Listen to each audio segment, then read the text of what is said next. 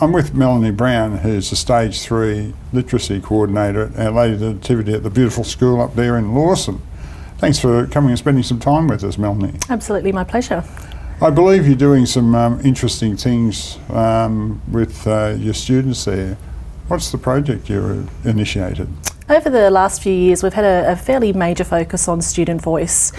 We've had, starting from the top level with our students, we made sure that all of our Year 6 students had the opportunity to take on leadership roles. So it wasn't just necessarily the school captains or the sports captains.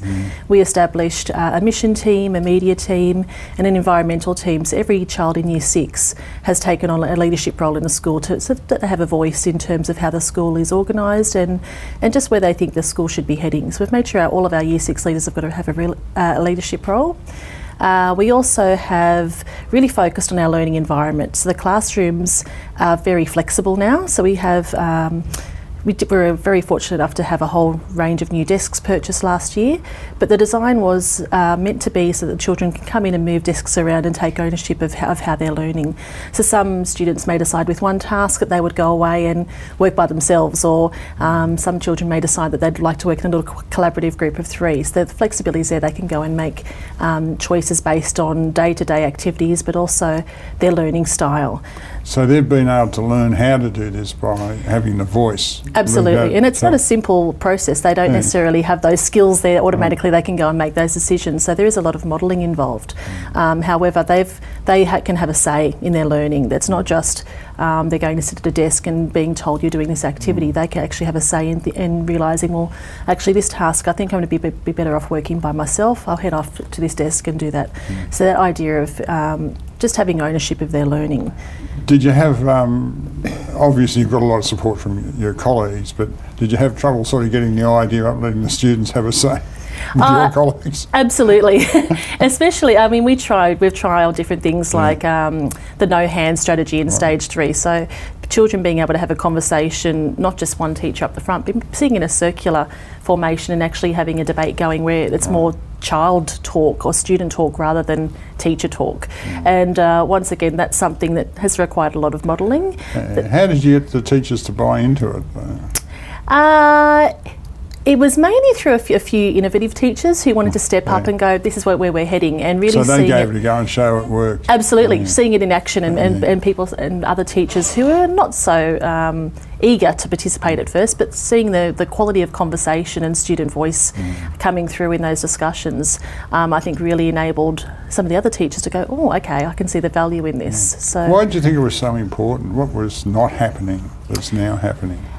We found that the students really weren't taking ownership of what they were doing, and we had been heading down the road of learning intentions and success criteria to try and have them have a little more ownership of what they're learning, but we just felt that the children weren't quite getting there. They were still very dependent on the teacher for where they were heading with their learning and what activities they were doing rather than what are we actually learning. So we just felt as though we needed to head down the path of giving them a little bit more freedom of choice to realise that they're actually partners. Well, we're partners with them. They need to be able to step up and say, well, this is where I'm heading, or this is where I think I need to go, or we've had a big focus on feedback, looking at how can we use feedback in the classroom to enable the students to say, this is my next goal in writing, or this is my next goal in maths, this is where I'm heading.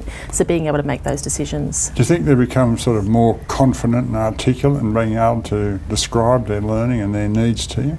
Absolutely. Just one little anecdote. A boy in my class in Year 6 this week, he's a very sort of nonchalant kind of guy, very intelligent mathematically, but just a little blasé about life. Sounds like most Year 6 boys. But he actually said to me after a discussion what he was doing in his task, he said, so Mrs. Brown, after this, the work that we've been doing the last couple of weeks, what do you think I should be focusing on in maths? And he blew me away for a moment. I just had to stop and think, he's asking me for feedback. But he actually, I threw the ball back in his court and I said, well, what do you think? Where do you think you need to go with maths? And he said, well, we've been discussing about mental strategies, getting those recorded down. I'm really good at working mentally, but not being able to record those ideas. So I think that's where I need to go next. So just being able to give students that confidence to say, not only ask, but to be able to say, well, I think this is my next need, or but the whole idea of feedback, children coming and saying, what do you think about this? Where do you think I need to go next? And asking each other, it's certainly given them that confidence to be an independent learner. I find that a really interesting example because in switching the roles, you got as much surprise as well. So it sort of gets you out of your comfort zone a bit, didn't you? So, I was stunned. I've got to think a little bit more about this. I was absolutely stunned. I just thought, this child, he's the most lovable larrikin, but for him to actually see himself as part of the learning process and having a say in what he was doing in classroom, that was really quite powerful. And he asked you to think about his needs as well. I think that's... He did, yeah. What have you learned from it, Melanie? Look, I'd say it wasn't an easy process. So I think trial and error. Like it really was a case of using the no hand strategy, or giving the children the freedom to say, "I'm not giving you a seat. You go and try.